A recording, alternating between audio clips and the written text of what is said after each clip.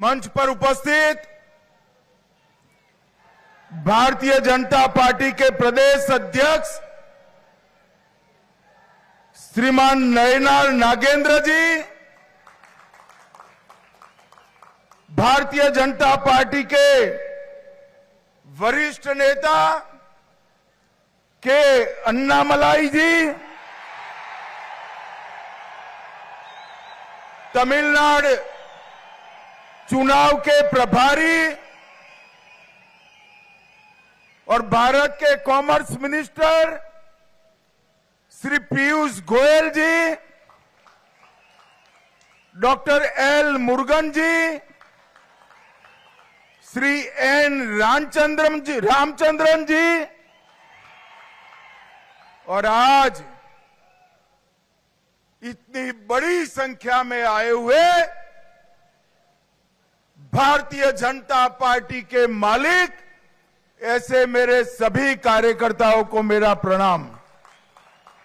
மேடையிலே सबसे पहले मैं महान तमिल भाषा में आपसे बात नहीं कर सकता हूं, इसलिए हाथ जोड़कर आपसे माफी मांगता हूं। இந்த மாபெரும் மகத்தான தொன்மையான தமிழ் மொழியிலே என்னால் உரையாற்ற முடியவில்லை. அதற்காக உங்கள் அனைவரிடமும் நான் மன்னிப்பு கோருகிறேன். मैं तमिलनाडु की इस पावन पवित्र भूमि को प्रणाम कर मेरी बात की शुरुआत करता हूं। தமிழ்நாட்டின் இந்த புனிதமான மண்ணுக்கு நான் என்னுடைய நல் வணக்கங்களை தெரிவித்துக் கொண்டு என்னுடைய உரையை துவங்குகின்றேன். यही भूमि के म्यांमार, अलवार और सिद्धर जैसे महान विद्वानों को प्रणाम कर मेरी बात की शुरुआत करता हूं। இந்த மண்ணுக்கே உரித்தான ஆழ்வார்கள், நாயன்மார்கள், சித்த புருஷர்கள் அவர்களுக்கு நான் தலை வணங்கி என்னுடைய உரையை துவங்குகின்றேன். जिसके साथ चोला और पांडे वंश का महान विरासत जुड़ा है, ऐसी पुडुकोट्टई में आकर मैं आप सबको बहुत बहुत अभिवादन करता हूं। இங்கே மாபெரும் சோழ சாம்ராஜ்யம், அத்தகைய சாம்ராஜ்யத்தை இங்கே அந்த சாம்ராஜ்யம் இருந்த அத்தகைய புதுக்கோட்டைக்கு நான் என்னுடைய உரையை துவக்குகின்றேன். मैं भगवान गोकर्णेश्वर और देवी बृहद्रम्भ को प्रणाम कर मेरी बात की शुरुआत करता हूं।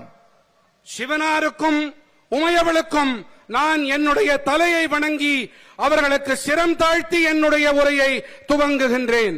मित्रों, आज भारत के महान सपूत तमिलनाडु के ही लाल जेसी कुमारप्पा की कोई सरकार है तो तमिलनाडु में डीएमके सरकार है।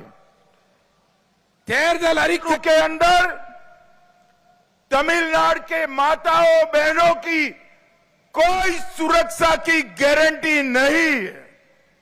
தமிழ்நாட்டிலே தாய்மார்கள், சகோதரிமார்களுக்கு எந்தவித பாதுகாப்பும் இன்று இல்லை. मित्रों, तमिलनाडु सरकार का एकमात्र उद्देश्य है स्टालिन जी के बेटे उदयनिधि को मुख्यमंत्री बनाना। தமிழ்நாடு அரசின் ஒரே நோக்கம் என்று சொன்னால் அது மு.க. ஸ்டாலின் அவர்களுடைய மகன் உதயநிதி ஸ்டாலின் அவர்களை முதலமைச்சராக்குவது மட்டும்தான். मैं आज तमिलनाडु की जनता को कहने आया हूं, तमिलनाडु के अंदर अब ये परिवार की राजनीति को समाप्त करने का समय आ गया है। पहले करुणानिधि जी, फिर स्टालिन जी और अब उदयनिधि। स्टालिन बाबू, आपका ये स्वप्न पूरा नहीं होने वाला है। मित्रों, इस बार दीवार पर लिखा हुआ मैं पढ़ पाता हूं कि अप्रैल 2026 में तमिलनाडु में एनडीए सरकार बनने जा रही है।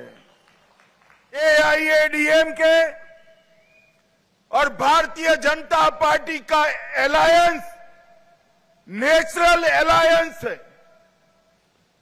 हम 1998 में साथ में चुनाव लड़े, हम 2019 लोकसभा चुनाव भी साथ में लड़े, हम 2021 का चुनाव भी साथ में लड़े, हम 24 का चुनाव अलग लड़े, मगर 24 में बीजेपी और एआईएडीएमके के वोट का टोटल करते हैं तो 36 सीटों पर एनडीए का विजय होता है।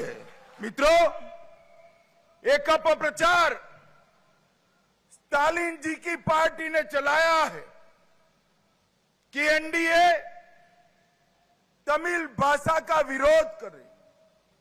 मैं आज तमिलनाडु की जनता को बताना चाहता हूं कि आईएएस आईपीएस के एग्जामिनेशन में सबसे पहले तमिल भाषा में एग्जाम लेने की शुरुआत नरेंद्र मोदी जी ने कराई।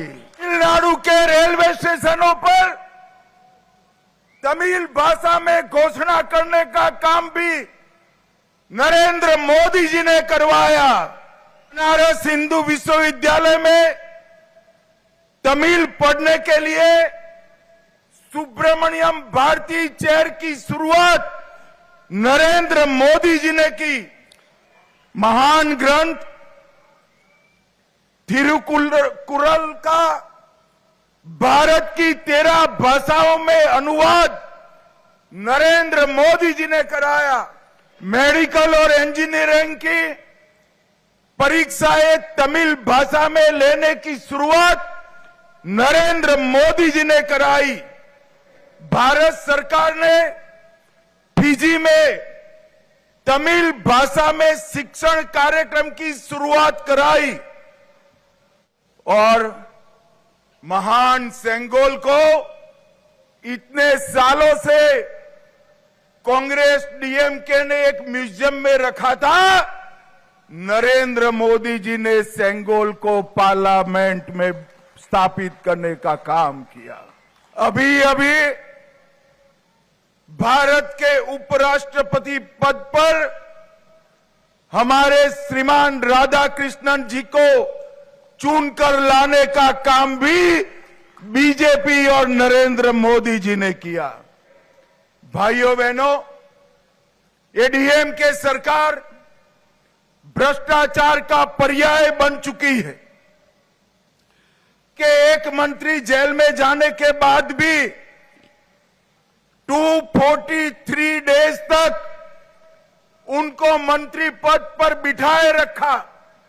भाइयों बहनों, एक नेता का नाम कैश फॉर जॉब घोटाले में आया है, कैश फॉर जॉब स्कैम। नेता का नाम मनी लॉन्ड्रिंग के स्कैम में आया है। एक नेता का नाम रेत खनन के घोटाले में स्कैम में आया है।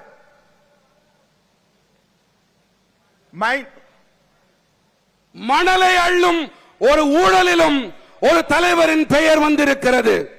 एक नेता का नाम कॉल स्कैम में आया है। एक नेता का नाम 6000 करोड़ की CRIDP में करप्शन के लिए आया है। भाइयों बहनों, इतने सारे करप्ट मिनिस्टर की फौज लेकर तमिलनाडु का विकास हो सकता है क्या? कभी नहीं हो सकता। तमिलनाडु की हर योजना पर 20% करप्शन के कट मनी का लोड है। पूरा तमिलनाडु का बजट केवल कर्ज और शराब की कमाई पर चल रहा है। भाइयों बहनों, तमिलनाडु सरकार वादा खिलाफी करने वाली सरकार है। इनके शासन में कर्मचारी भी सड़क पर आने के लिए मजबूर हुए हैं। जब सफाई कर्मचारी प्रदर्शन करते हैं, उन पर लाठियां चलाई जाती हैं। तुम शिक्षक रोड पर आते हैं तो 1300 महिला शिक्षिका को जेल में डाल दिया जाता है। Nurse, community health officer, anganwadi worker protest करते हैं तो 600 नर्सों को जेल में डालने का काम होता है। डीएमके सरकार ने तमिलनाडु को डंपिंग ग्राउंड बनाया है। दूसरे राज्यों का खतरनाक बायोमेडिकल कचरा तमिलनाडु की पवित्र नदियों में डाला जा रहा है।